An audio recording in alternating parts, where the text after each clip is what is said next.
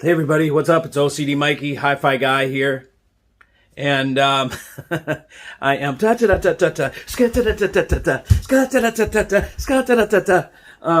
I am here to teach you something that I think a lot of people do not understand or have a hard time understanding it. And what it is I'm talking about biamping, triamping, quad amping, what I do on my rig. And how it works with the crossover and all that kind of stuff. And I'm talking about active crossover, not like the passive crossover that sits in your speaker. So let's start on the board, shall we? We're going to do a little class. Bueller, I need to get my eraser. Hold on. Okay, so here we go. Here we start our lesson of the day. Okay, so there's two types of crossovers, passive and active. Okay, a passive is one that sits, it's a box usually, or a PC board or a network. These are called filters, by the way. Okay, so a crossover and a filter, a crossover is a filter stage or a filter bank. It's made up of several filters, but a filter is either a high-pass filter or a low-pass filter. High pass means it lets the high pass. Low pass means it lets the low pass, and it holds back the rest. So with a passive is traditionally what you have inside the speaker. You got your speaker, you've got your binding posts, and inside the speaker, you've got your little network of all the little resistors and crap that's just on the other side of the binding post. And what this does is it takes a full range, okay, which is 20K or 20 hertz to 20K hertz, okay? And this is just an approximation, okay? Some go higher, some go, don't go down to 20, but this approximation of human hearing, supposedly. And so what happens is you send it a full range from your amplifier to your speaker, and then inside it hits that little circuit board, and that circuit board divvies up. Here's your input, is right here. You're coming in from the amp. Okay, you're sending the signal over to your speaker over here, and it's going to divvy up the three. If it's a three-way speaker, you're going to have three different outputs on the crossover. If it's a two-way, you're going to have two different outputs. It's going to be high, medium, mid, okay, and low. This is in a three-way, okay? Otherwise, if it's just going to be, if you have a two-way, it's just high and low, okay? And this means, of course, high frequency. So this goes to the tweeter, this goes to the woofer. So your crossover divides up the frequencies, okay? Now, the byproduct of this is when you passively do this, you're sending a signal to your crossover, which is splitting the frequencies to go to the different, here's, say this is a ribbon tweeter, here's the small ribbon range, here's your subwoofer, or your woofer, and this is the box speaker. This is how you look at it at the front, right? Okay, so when you send it here, in order for it to take the full range signal and send just low over here and block the highs to this, you're going to get loss right here where it turns the highs into heat. There's going to be loss. The highs will, every different place it goes, it's going to cut out, the filter is going to cut something out.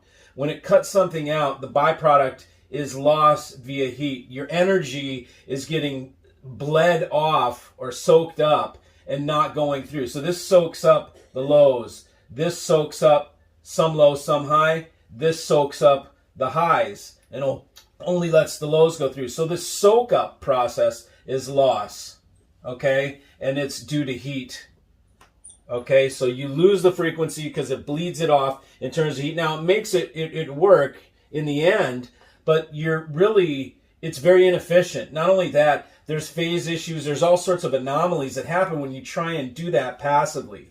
Okay? So that's how that's how your speaker right now works. The standard traditional speaker is going to work. Okay? Now, when you get into some of the higher levels of speaker, the speaker is right here. Okay, let's take this, a tweet, okay, and in your crossover, instead of being inside the speaker, will be outside the speaker in its own little box.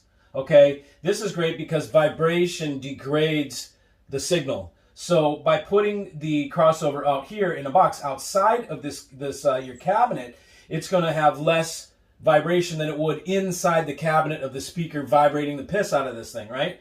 And there's tons of things you can do. Traditionally, they'll put them in the base of the speaker outside and hide it in here. That's kind of a trick way to put this box underneath the speaker so you're not in the cabinet, but you're still attached to the main chassis of the cabinet. So by putting it out here, you put it on spikes or whatever, and and then you run your amp goes in with one, your speaker feed, and then it splits off into 3 pairs of speaker cables, one for the tweet, one for the mid, one for the low. Okay, so what this means, in order for this to happen like this means on the back of your speaker, you've got 3 pairs of binding posts. You've got high, you've got mid, you've got low. Get rid of that damn thing. You've got low. Okay, so this is how it looks like, and one will be like red, one will be white. So it's like positive and negative to just make it easy. It's really return and signal and all that kind of. This one goes in, this one comes back to complete the circuit. But to keep it simple, it's positive and negative. It'll be red and black or red and white. But and then so you have 3 sets and on the back of the speaker. Okay, so this is your little on the back of your speaker.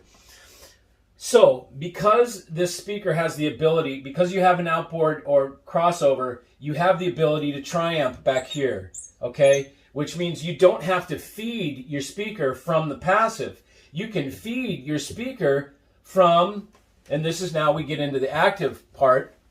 You can feed your speaker from, instead of like from one amp crossover box with 3 outputs, you can do 3 amplifiers.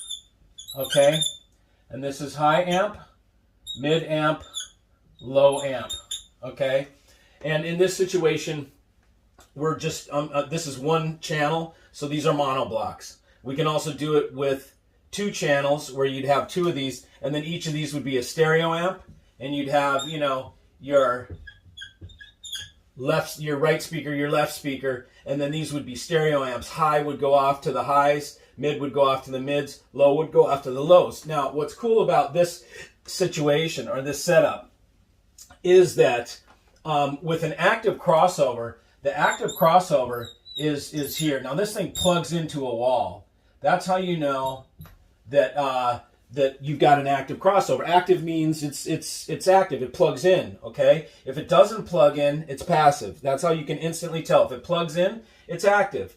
Okay, now the active means this, okay, the active goes before your amplifiers, whereas the passive goes after your amplifier. So your amplifier in the passive situation, your amplifier amplifies all 3, the full range, 20 to 20, and it sends it off to your passive, and then your passive bleeds the frequencies off to the right place, loss with heat, all that I just explained. But in the active situation, where you have an active crossover, you have this before the amplifiers. So that means line level, your RCA low level, little millivolts, you divide the frequencies at that point, and then you only send the highs. Your little window of highs goes to the high amp, your window of mids goes to the mid amp, your window of lows goes to the low amp. This means that you are optimizing completely, efficiently, how your amplification works in relation to the speaker. So you know that your highs on this particular given speaker, okay, let's see, your highs, your highs, say, start at 2K, let's take it high, let's say 5K, and it goes up from 5K, and you don't want it, you don't want it to do anything below 5K. It goes up to 20. Usually you don't have to cut off the top. It'll go as high as it can. It rolls off naturally. So you want to so right here, you only send the signal of 5K and up to the high amp. So the amp here only amplifies 5K and above. So it sends the perfect window of frequency to your tweeter here.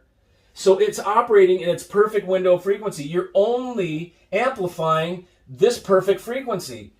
Same with the mid. The mid then goes from, 5K to say, 500. Let's just say that. Okay. So in between here, between 5K and 500, you've got your mid range. Okay, you cut off anything below 500, you cut off anything above 5K, but you do it here at the line level where it doesn't have the loss. And then you're only going to amplify, this amplifier is the mid-range amplifier. It only amplifies between 500 and 5K and sends that perfect window of frequency to your mid. And the same with the low. 500 and below is all done from the low, and then this amp. So what you can do is you can optimize your amplifiers for this response. You can give the low, you can give this a beefy 1,000 watt.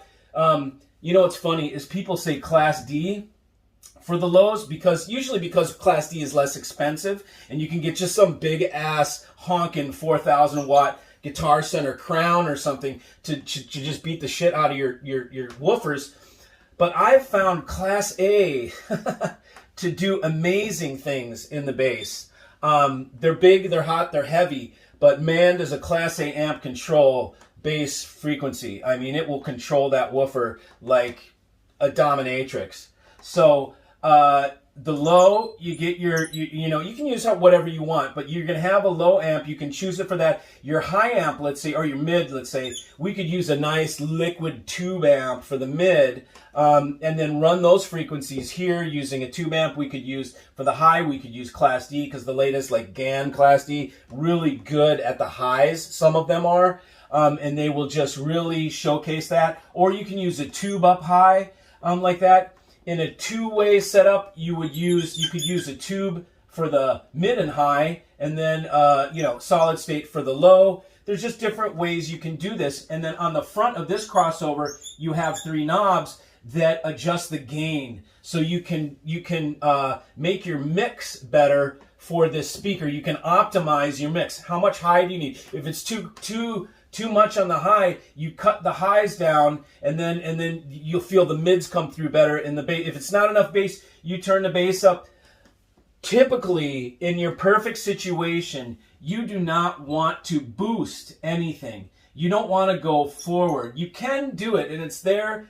So this has gain on it. That's why it's active, because it has gain. You can boost something, but traditionally, really, in the best rigs, you only want to cut. You don't want to boost. You just want to cut stuff that's too high. So let's say there's not enough bass, okay, over here. What's better to do is to cut the mid and the high to increase the bass than to boost the bass and leave these two at the same spot. It's better off cutting the mid and the high. This is valuable information. Okay, this is shit you guys don't know, that it takes people a long time to learn. This is stuff that we don't tell you because we charge for this shit. Okay, I come to your house and I set this up. I'm charging you $800, something like that, $1,000, depends. To come and set up a rig, depends how long it takes and how complicated the rig is. But this is what we charge for.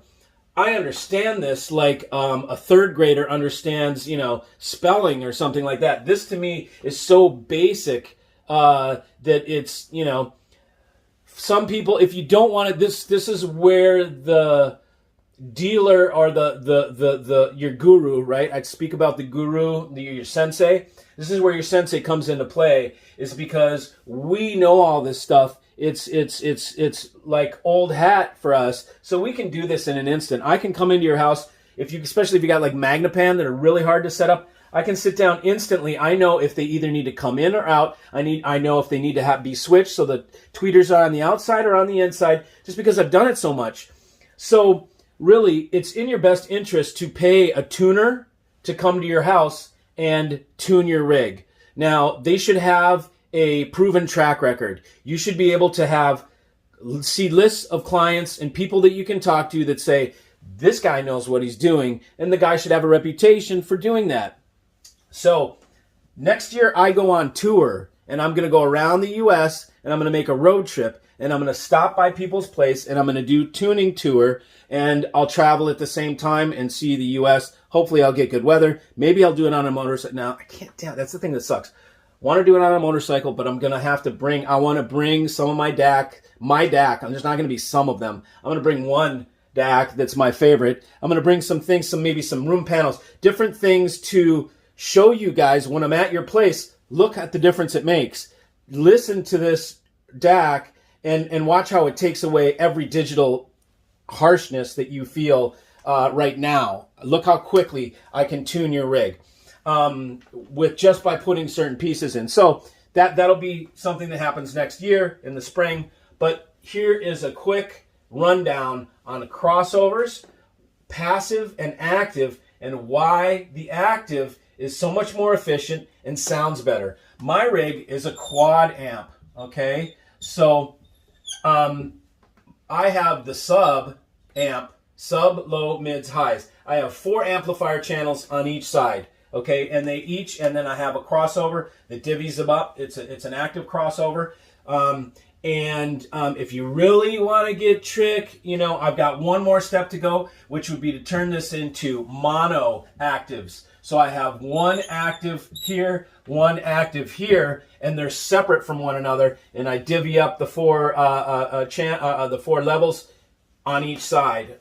I don't know if I'll go that far because this takes a lot of power. This takes a power cord. 1, 2, 3, 4, 5, 6, 7, 8 power cords. 9, 10 power cords, and then all your gear.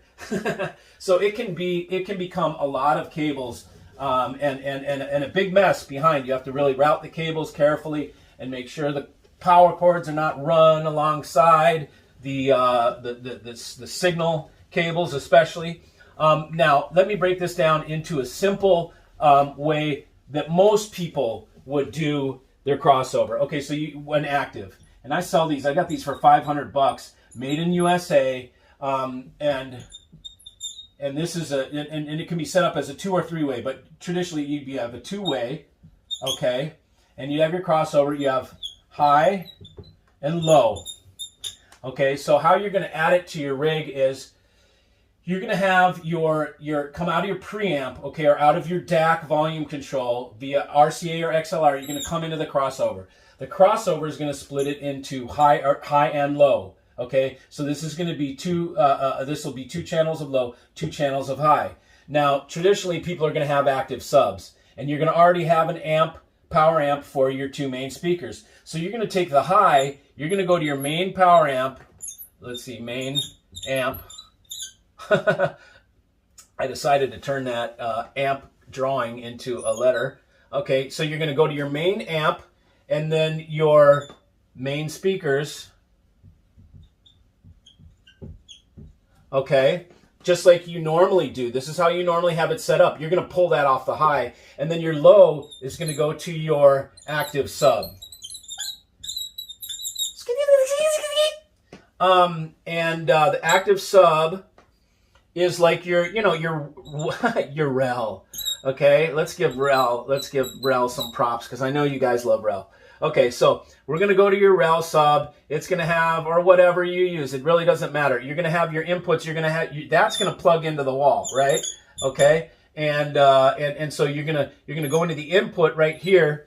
So your lows will go straight to your sub off here. You're not going to pull your damn signal from the speakers like is so retarded.